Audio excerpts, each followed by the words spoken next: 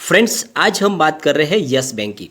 आज yes bank के stock में तेज़ी पे ब्रेक लग गया और थोड़ी सी गिरावट हुई, तो बहुत सारे लोग मायूस हो गए कि यस बैंक के स्टॉक में फिर से गिरावट हो गई। तो फ्रेंड्स, जो ये गिरावट हुई है वो सिर्फ यस बैंक में नहीं हुई, बल्कि पूरे बैंकिंग सेक्टर में थी। ओवरऑल बैंकिंग सेक्टर में गिरावट थी और उसके पीछे वजह है बहुत बड़ी न्यूज़ जो एसबीआई की तरफ से निकल कर आई है। एसबीआई ने एक बहुत बड़ी रिपोर्ट पेश की है।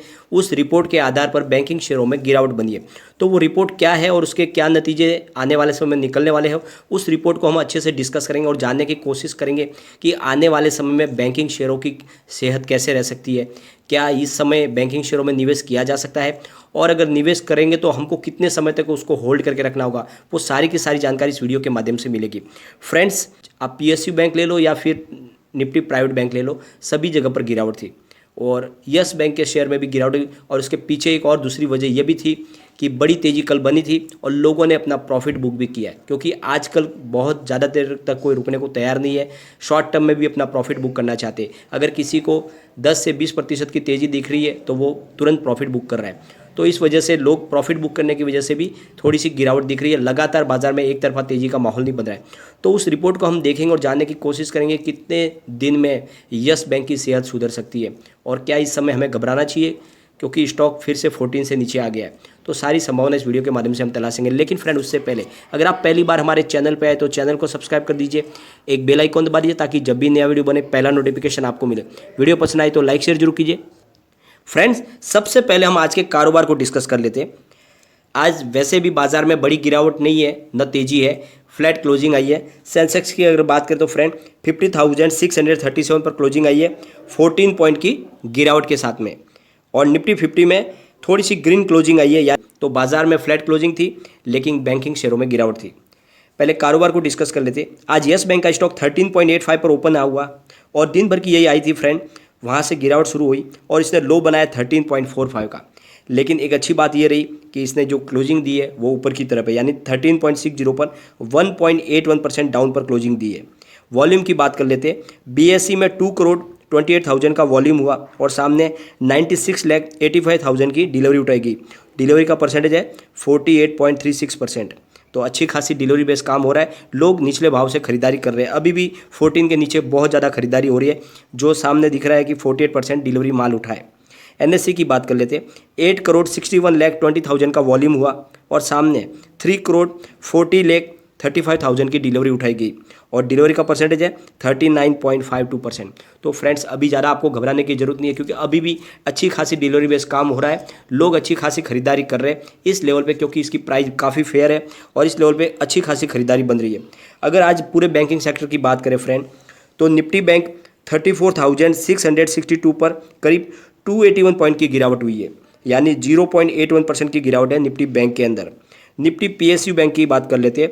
2,366 पर करीब 32.05 पॉइंट की गिरावट हुई है, यानी 1.34% गिरावट निफ्टी पीएसयू बैंक के अंदर है। निफ्टी प्राइवेट बैंक की बात कर लेते हैं। 18,278 पर 166 पॉइंट की गिरावट हुई है, यानी 0.90% की गिरावट निफ्टी प्राइवेट बैंक के अंदर की है। तो फ्रेंड्स, एक तरफ तो बैंकिंग सेक्टर में भी गिरावट हुई और साथ में प्रॉफिट बुकिंग का मामला कल अच्छी खासी करीब 5% की तेज़ी बनी थी, तो लोगों ने अपना प्रॉफिट बुक भी किया और इसी वजह से यस बैंक के शेयर में थोड़ी सी गिरावट हुई। लेकिन इसके जो पीछे जो वजह है फ्रेंड, वो है एसबीआई की तरफ से जीडीपी ग्रोथ को लेकर एक बहुत ही ज़्यादा चौंकाने वाली रिपोर्ट पेश की गई है और इसी के आधार पर थोड़ी सी बैंकिंग शेयरों में आज प्रॉफिट बुकिंग हुई। तो उस रिपोर्ट पर चलते हैं हम। फ्रेंड्स, देश की जीडीपी ग्रोथ पर एसबीआई की रिसर्च रिपोर्ट में कहा गया है कि फाइनेंशियल ईयर के चौथे क्वार्टर में जीडीपी में 1.3% की बढ़त देखने को मिल सकती है। लेकिन पूरे फाइनेंशियल ईयर की बात करें तो जीडीपी में 7.3% की कमी देखने को मिल सकती है। एनएसओ की तरफ से जीडीपी के क्वार्टर और ईयरली जीडीपी आंकड़े 31 मई को आएंगे, यानी एनएसओ की तरफ से जो ऑफिशियल आंकड़े हैं वो अभी 31 मई को आएंगे, जिसमें क्वार्टर बेसिस पे और ईयरली बेसिस पे हमें जीडीपी के आंकड़े देखने को मिल जाएंगे, अंदाजीन आंकड़े। एसबीआई ने जीडीपी को नापने के लिए 41 हाई फ्रीक्वेंसी इंडिकेटर्स के साथ में एक नाउ कास्टिंग मॉडल तैयार किया है, जिसके आधार पर यह आंकड़े निकल कर आए। जिसमें राहत की खबर यह है कि चौथे क्वार्टर में जीडीपी ग्रोथ में बढ़त देखने को मिल सकती है, जो हमारे लिए एक अच्छी खबर है। इस मॉडल में इंडस्ट्री इक्विटी, सर्विस इक्विटी और ग्लोबल इकोनॉमी से जुड़े इंडिकेटर शामिल किए गए और एसबीआई की रिपोर्ट का कहना है कि 1.3% की जीडीपी ग्रोथ के साथ में अभी तक जीडीपी के जितने आंकड़े पेश करने वाले जो 25 देश है उसमें सबसे ज़्यादा तेज गति से बढ़ने वाला 5वां देश बन जाएगा इंडिया। यानी जो जीडीपी के आंकड़े जो पेश किए 25 देशों ने, उसमें से हमारा देश जीडीपी के 1.3% की जीडीपी ग्रोथ के साथ में पूरे ईयर के हिसाब से देखें तो तेज गति से बढ़ने वाला 5वां देश होगा। यानी एक बहुत बड़ी पॉजिटिव खबर है हमारे लिए कि आने वाले समय में हमारी जीडीपी में अच्छी खासी बढ़त हमको देखने को मिल सकती है फाइनेंशियल ईयर के Q4 में, और जो 25 देशों में से 5वां देश बन जाएगा इंडिया का तेज गति से जीडीपी में रिकवरी करने वाला।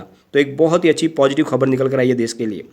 और अगर फाइनेंशियल ईयर 2020 के पहले क्वार्टर में जीडीपी की बात करें तो 6 लाख करोड़ रुपीज़ का नॉमिनल लॉस हो सकता है जीडीपी में, जो पिछले साल फाइनेंशियल ईयर के क्वार्टर में 11 लाख करोड़ था, तो उससे कम होगा, लेकिन लॉस फिर भी होगा फर्स्ट क्वार्टर के अंदर।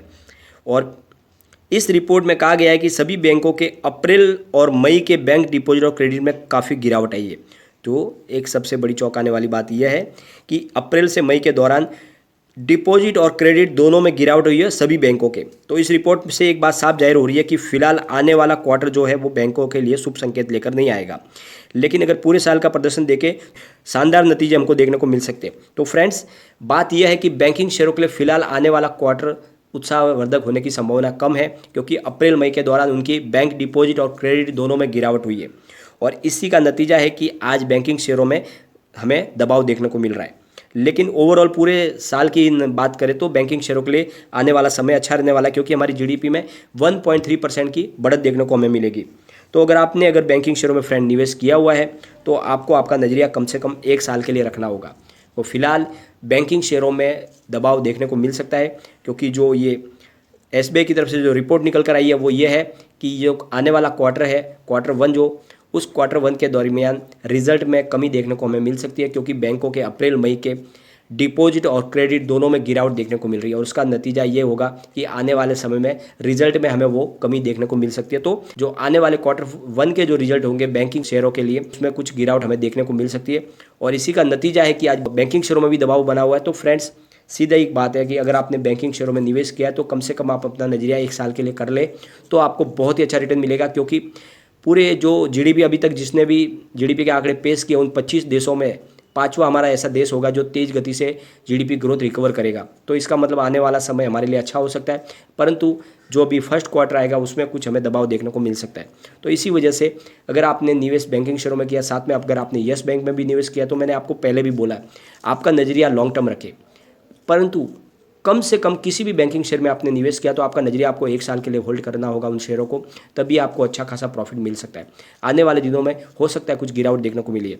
तो फ्रेंड्स, इसलिए कल जो पॉजिटिव न्यूज़ बड़ी निकल कर आई थी, जो सेबी ने आदेश दिया था यस बैंक के ऊपर जो पेनल्टी लगाई थी, उस पेनल्टी को सेट की तरफ से रोक दिया गया है, और सेट ने कहा है कि यस बैंक के ऊपर जो पेनल्टी लगी है वो बिल्कुल अनुचित है, क्योंकि जो भी AT1 बॉन्ड धारक है उनको वेबसाइट पर सारी जानकारी दी गई थी, उसके रिस्क फैक्टर के बारे में सब बताया गया था, इसलिए उन्होंने सब जान के सोच समझ के ही बॉन्ड खरीदे। और दूसरी बात यह है कि जो इसके रूल्स बने हुए AT1 बॉन्ड के, उसके तहत बैंक कभी भी जवाबदार नहीं है इसका पेमेंट चुकाने के लिए, बॉन्ड सिर्फ बाज़ार में ही बेचे जा सकते हैं। इसलिए ये जो रिकवरी है यस बैंक से होने की कोई संभावना नहीं है, और इसी वजह से कल अच्छी खासी तेज़ी बनी थी, और आगे जो है फिर से माहौल तेज़ी का बन सकता है, क्योंकि एनपीए की रिकवरी काफ़ी तेज़ी से बढ़ रही है, और जैसे जैसे एनपीए की रिकवरी होगी तो यस बैंक के शेयर में भी तेज़ी बनेगी।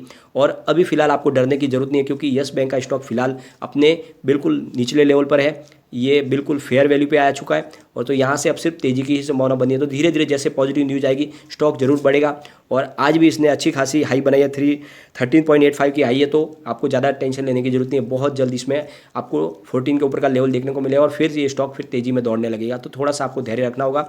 और एसबीआई की रिपोर्ट भी कह रही है कि आपने किसी भी बैंकिंग शेयर में निवेश किया है तो आपको थोड़ा सा तो होल्ड करके उस स्टॉक को रखना होगा साल भर के लिए, तभी आपको अच्छा खासा प्रॉफिट देखने को मिलेगा।